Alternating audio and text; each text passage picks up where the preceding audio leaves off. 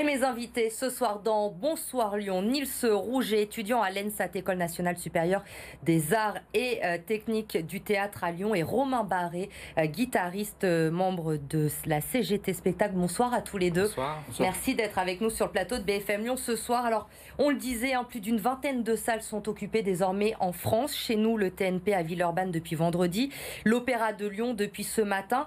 Première question, d'abord, Nils, avec vous, puisque vous êtes à l'Opéra depuis ce matin. Pourquoi avoir choisi ce lieu de culture à Lyon ? Alors, c'est déjà un lieu qui est central dans la ville et qui, en plus, architecturalement, un des lieux les plus connus. Et c'est aussi un lieu de pouvoir et un lieu d'une certaine culture légitime. Donc, ça nous semblait intéressant d'occuper, de l'occuper. Comment s'est passée cette occupation justement ? Il y a eu des discussions avec le directeur de l'établissement pour pouvoir vous installer à l'intérieur ? Alors, on était déjà un peu en discussion avec le directeur. Ce matin, on s'est en quelque sorte imposé, mais ça s'est bien passé. Et après discussion avec lui, on a convenu de certaines conditions à l'occupation, des conditions sanitaires, surtout sur donc un nombre de personnes maximum. Les pièces qu'il nous attribuaient pour qu'on puisse rester, donc avoir des sanitaires, de quoi manger, etc.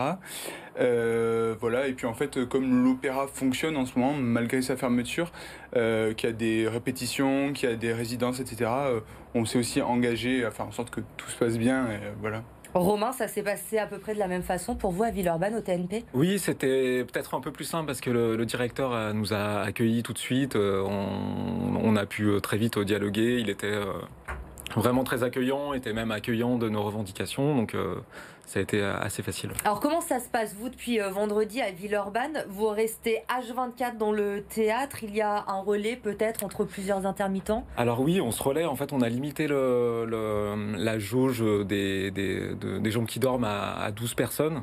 À 8 personnes, pardon, et donc ça tourne autour de 8 personnes.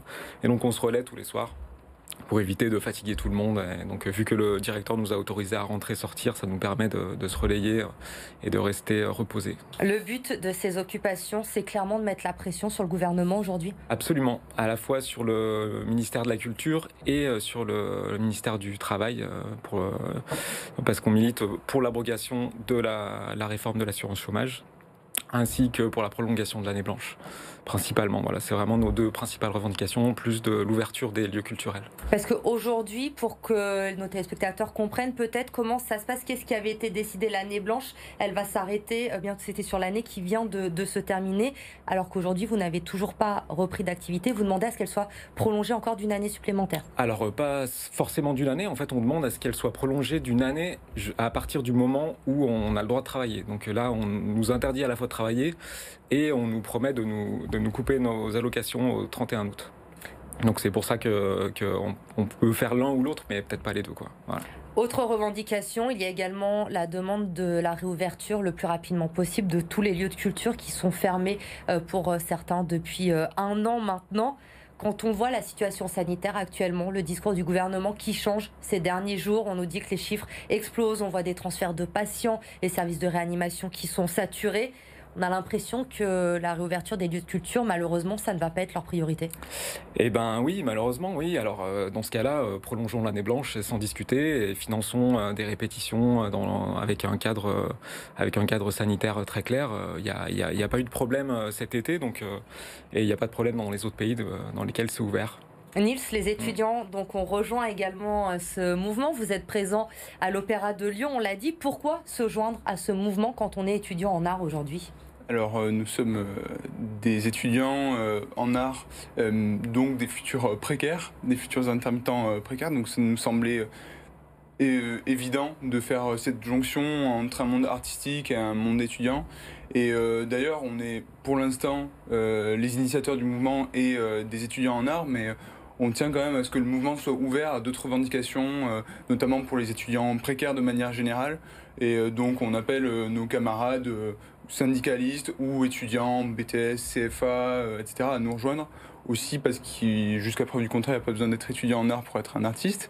Et qu'en plus, ce sont des futurs spectateurs de théâtre. Et bon, si on fait du théâtre, c'est bien, mais devant des salles, C'est mieux quand il y a un public qui est là pour vous applaudir. Effectivement, vous vous sentez inquiet, justement, vous, à votre âge aujourd'hui, vous êtes étudiant, vous avez l'avenir devant vous, vous avez l'impression que cet avenir, il s'est clairement assombri. C'est pas facile. Disons que c'est pas facile parce que le marché du travail est quand même difficile à intégrer. On a des conditions pour accéder à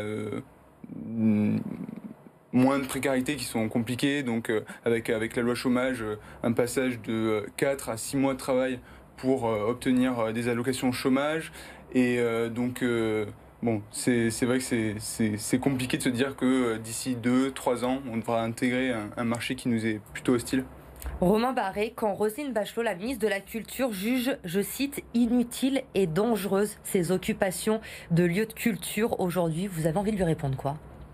Je me demande de quoi elle a peur. Si c'est inutile, pourquoi en parle-t-elle et pourquoi vient-elle nous voir? En tout cas, ça a l'air de faire son effet. On a réussi à la faire venir à l'Odéon. Elle vient discuter, elle nous écoute. Alors on sait que sa parole vaut pas grand-chose parce qu'elle est toujours d'accord avec nous, mais finalement, c'est pas elle qui décide. Vous avez l'impression que finalement, tous ces effets d'annonce, il y a eu 20 millions d'euros débloqués encore la semaine dernière, que Roselyne Bachelot a annoncé, que tout cela, finalement, on vous écoute pour pas que vous vous énerviez trop, entre guillemets, mais que derrière, il ne se passe rien? Exactement. En fait, ils ont promis 7 milliards d'euros de financement de la culture et donc on ne sait pas d'où sort ce chiffre de 20 millions. Nous, avec la CGT, on avait prévu un plan pour financer les répétitions et relancer les créations pour être prêt à l'ouverture des salles. Et donc ce plan permettait d'embaucher tous les intermittents ou presque, et ça coûtait un peu plus de 100 millions. Et donc là, on nous propose 20 millions, donc c'est ridicule en fait, c'est presque insultant. Ouais. Alors vendredi dernier, il y avait également la cérémonie des Césars. Je ne sais pas si vous l'avez regardée ou pas. La crise était évidemment très présente dans cette cérémonie. Beaucoup de discours, d'allusions qui n'ont pas été du goût de tout le monde, forcément, tout au long de cette soirée. Vous en avez pensé quoi? J'ai pensé que c'était plutôt de bon ton de faire référence aux intermittents, aux précaires pendant cette cérémonie. Parce que là, en l'occurrence, le cinéma est fait par les stars qu'on connaît, mais aussi par des techniciens qui travaillent dans des conditions plus précaires. Et que ça paraissait une évidence de leur faire une référence. Aujourd'hui, clairement, vous avez l'impression qu'on est trop frileux en France quand on voit ce qui se fait dans d'autres pays européens, des musées qui ont pu rouvrir, des spectacles qui ont lieu notamment en Espagne. Aujourd'hui, on pourrait, dans les conditions telles qu'on les connaît, les protocoles qui sont imposés, rouvrir les musées, les salles de théâtre. En tout cas, c'est pas très clair le fonctionnement parce qu'au musée, clairement, on touche rien, alors que les bibliothèques sont ouvertes. Enfin, c'est pas très cohérent en fait. C'est surtout ça qui est dur à comprendre. Alors, beaucoup de Français, de Lyonnais vous soutiennent évidemment dans votre combat, puisqu'on est tous dans la même situation, on rêve tous de pouvoir retrouver la culture, d'aller au spectacle. Est-ce que vous avez prévu des actions dans les prochains jours peut-être? Je sais que samedi, il y a eu un concert qui s'est improvisé au TNP. Oui, est-ce que vous avez prévu, que ce soit à l'Opéra ou à Villeurbanne, des actions dans les prochains jours? Alors de notre côté, on a prévu des petits concerts ou des petites formules artistiques à chaque fois, parce qu'on a des AG tous les jours à 14h au TNP, et donc à 16h, on ferait tous les jours à la suite un spectacle.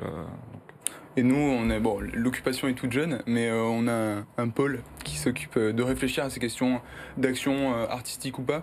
Et aussi, on tient à ce que l'opéra soit un lieu de formation, d'information et d'apprentissage. Donc il y a peut-être des représentants syndicaux, de Solidarité étudiante en l'occurrence, qui vont venir nous prodiguer des formations sur des sujets politiques que peut-être on ne maîtrise pas assez. Et voilà, il va y avoir de quoi faire. Et donc vous êtes prêt à rester le temps qu'il faudra, même si ça doit durer des jours ou des semaines? Pour le moment, c'est assez confortable, donc on n'est pas inquiet. On est bien accueillis. Eh bien, très bien. On vous suivra en tout cas sur BFM Lyon. On continuera à vous suivre. On est évidemment avec vous. Merci en tout cas d'être venu nous voir ce soir sur ce plateau. Merci.